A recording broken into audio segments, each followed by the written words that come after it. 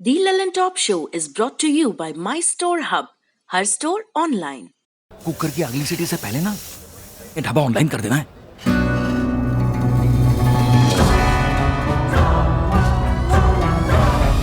हम हो गए ऑनलाइन। आ गया है माई स्टोर ऐप। ये किसी भी स्टोर को ऑनलाइन करे सिर्फ 15 सेकंड में। माई स्टोर, अब हर स्टोर ऑनलाइन।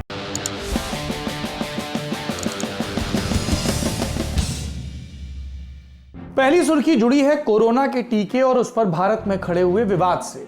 भारत बायोटेक के कोवैक्सीन को लेकर पानी वाला बयान दिया था सीरम इंस्टीट्यूट ऑफ इंडिया के आधार पूनावाला ने, लेकिन अब वो नरम पड़ गए हैं।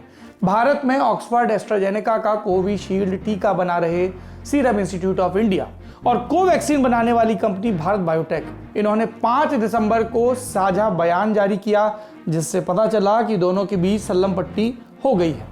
बयान में कंपनियों ने कहा कि वो अपने काम का महत्व जानती हैं, अपने टीके को लेकर देश और दुनिया में लोगों तक पहुंचाने की कोशिश में लगी हैं। हम जानते हैं कि भारत में अब तक कोविशील्ड और कोवैक्सीन को ही आपात मंजूरी दी गई है, इसलिए इन्हें बनाने वाली कंपनियां नकारात्मक वजहों से खबरों में न रहें, इसे लेकर तंत्र बहुत सतर्क है। उम्मीद की जा रही है कि ये साझा बयान इस विवाद में आई अंतिम खबर होगा। पूनावाला ने वैसे आज एक और बात साफ की। एसोसिएटेड प्रेस ने पूनावाला के हवाले से अपनी एक रिपोर्ट में लिखा था कि कोविशील्ड को अनुमति इस शर्त पर मिली है कि सीरम इंस्टीट्यूट टीके का निर्यात नहीं करेगा, एक्सपोर्ट नहीं करेगा। इस बयान को पूरी दुनिया में गंभीरता से लिया गया था, क्योंकि भारत दुनिया में टीके के निर्माण का मक्का है। अगर भारत अपने यहाँ से टीकों के निर्यात पर प्रतिबंध लगा देता है तो दुनिया के गरीब देशों के सामने 2 ही रास्ते बचते, या तो महंगा टीका खरीदो या लंबा इंतजार करो। इस पर सफाई देते हुए पूनावाला ने ट्विटर पर लिखा कि सभी देशों को टीका एक्सपोर्ट किया जा सकता है, यानी कि भारत सरकार ने इसके एक्सपोर्ट पर अपनी तरफ से कोई भी आधिकारिक रोक नहीं लगाई है। यह तो रोक टोक की बात हो गई जो कि नहीं है। अब ये जान लीजिए कि टीका कब से मिलेगा और कैसे मिलेगा, इसे लेकर भारत सरकार ने आज क्या कहा। तो ये हमें ये बताता है कि हम इस स्थिति में हैं कि जिस भी दिन हम चाहेंगे EUA के 10 दिन के भीतर हम उसको EUA का अर्थ है इमरजेंसी यूज ऑथराइजेशन, ये बोलचाल की भाषा में शब्द प्रयुक्त होता है। हमारे मीडिया के मित्र इसी शब्द का उपयोग करते हैं। हमारे कानून में एक्सेलरेटेड अप्रूवल फ्रेज का इस्तेमाल किया गया है। तो जिस भी दिन हुआ, जैसे अब आप जानते हैं कि किस दिन हुआ, उस दिन से 10 दिन के भीतर में ये रोल आउट होने की पूरी तैयारी है। धन्यवाद। तो संभव है कि टीका 13 जनवरी से मिलने लगे, लेकिन लल्लन टॉप की अपने तमाम दर्शकों से अपील है, अपनी बारी का इंतजार करिए। अब तक मास्क से लेकर सैनिटाइजर और कोविड पास से लेकर कोरोना की असली नकली दवाओं तक सबकी कालाबाजारी हो चुकी है। थोड़ा संयम और सावधानी बरतें, इसमें सबका हित है। महामारी हमें पहले ही खूब सारी विभीषिकाएं दिखा चुकी है, अब और नहीं। एक अपडेट और है इससे जुड़ा हुआ, कोविड से जुड़ा हुआ। गणतंत्र दिवस पर मेहमान के तौर पर बुलाए गए ब्रिटेन के प्रधानमंत्री बोरिस जॉनसन, उनकी यात्रा रद्द हो गई है। हाल में ब्रिटेन में कोरोना का नया स्ट्रेन सामने आया था, जिसके बाद जॉनसन की यात्रा पर सवालिया निशान लगे थे। बात सवालिया निशान की चली है तो आपको और भी बता दें, अखिलेश यादव के बाद कांग्रेस के विधायक प्रशांत बैरवा, उनकी समझ पर भी सवालिया निशान लग गया है। उन्होंने भी कहा कि ये भाजपा का वैक्सीन है, वो इसे नहीं लगवाएंगे। वैक्सीन के प्रभाव, उसकी उपयोगिता पर तर्क सम्मत, आंकड़े सम्मत सवाल पूछना एक बात है, लेकिन उस पर एक लेबल लगाकर उसे खारिज कर देना, ये कहां की समझ है। टोंक के निवानी से विधायक बैरवा निजी फैसला ले सकते हैं कि उन्हें कौन सा टीका लेना है और कौन सा नहीं, लेकिन जनप्रतिनिधियों को ऐसे बयान देने से परहेज करना चाहिए जिससे टीके की प्रक्रिया में लोगों के भरोसे पर असर पड़े। सियासत के लिए बहुत मुद्दे हैं, किसानों पर सियासत कर लीजिए जिन्हें राजस्थान में बाजरे पर MSP नहीं मिल रहा, और भी मुद्दे होंगे। अगली सुर्खी उन परेशान करने वाली खबरों से जुड़ी है जो पिछले कुछ दिनों से लगातार आ रही हैं। मध्य प्रदेश, हिमाचल प्रदेश, हरियाणा, राजस्थान और केरल, यहां पर बड़ी संख्या में पक्षियों की मौत की खबर आ रही है। इसके बाद बीमारी का अंदेशा हुआ, विस्तृत जांच के आदेश दिए गए और अब ये बात पुष्ट हो गई है कि ये मौतें एवियन इन्फ्लुएंजा यानी कि बर्ड फ्लू के चलते हुई हैं। पिछले हफ्ते इंदौर में भी तकरीबन 50 कौओं के कंकाल मिले थे, जिसके बाद बर्ड फ्लू का अलर्ट जारी हुआ था। अब हिमाचल के पोंग डैम झील में तकरीबन 1800 पक्षियों की मौत के पीछे भी इसी बीमारी का नाम सामने आया है, बर्ड फ्लू। क्या होता है ये?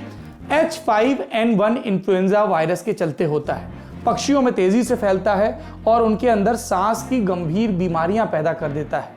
बर्ड फ्लू से सिर्फ बर्ड प्रभावित नहीं होती, इंसान भी हो सकते हैं, लेकिन यह बीमारी विरले ही एक इंसान से दूसरे इंसान में जाती है।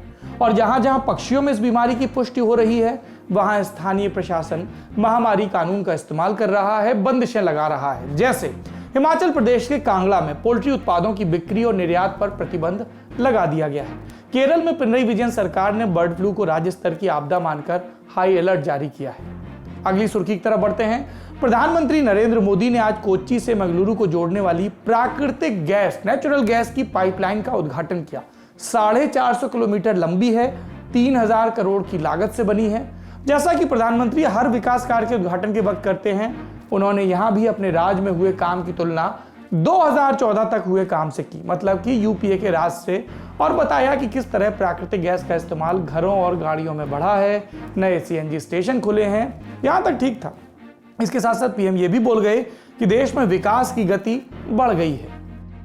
दुनिया भर के एक्सपर्ट्स का कहना है कि 21वीं सदी में जो भी देश अपनी कनेक्टिविटी पर और क्लीन एनर्जी पर सबसे ज्यादा जोर देगा, तेजी से काम करेगा, वो तेजी से नई ऊंचाई पर पहुंचेगा।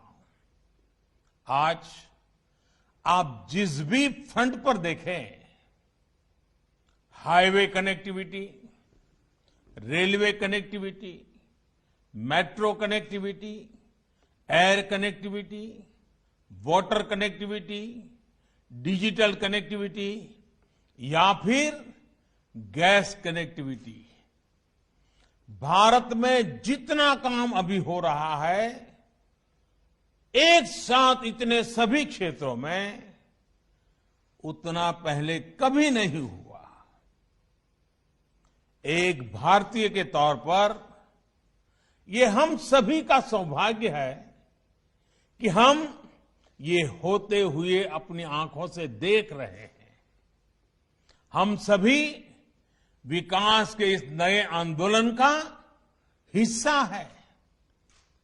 भाइयों और बहनों, पिछली शताब्दी में भारत जिस भी रफ्तार से चला, उसकी अपनी वजह रही है। मैं उनके विस्तार में नहीं जाना चाहता, लेकिन इतना तय है कि आज का युवा भारत दुनिया पर छा जाने के लिए अधीर भारत अब धीरे नहीं चल सकता। इसलिए ही बीते वर्षों में देश ने स्पीड भी बढ़ाई और स्केल भी बढ़ाया, साथ साथ स्कोप भी बढ़ाया। अब बड़े बड़े दावे न करें तो नेताओं का काम कैसे चले, लेकिन दावों का कुछ ना कुछ संबंध सच्चाई से भी होना चाहिए। बात सरकार इसकी या उसकी नहीं है, बात यह है कि भारत की विकास दर लगातार गिरी है। कोरोना महामारी से जो असाधारण स्थितियां पैदा हुई, उनसे काफी पहले से भारत की जीडीपी नीचे का रुख किए हुई थी। ऐसे में यह दावा करना कि विकास का दायरा और रफ्तार बढ़ गए हैं, हमारी समझ से तो बाहर है। घुटना, कंधा या कमर, चाहे जैसा हो दर्द, डॉक्टर ऑर्थो आपको देता है दर्द से पूरी आजादी, एक भरपूर जिंदगी।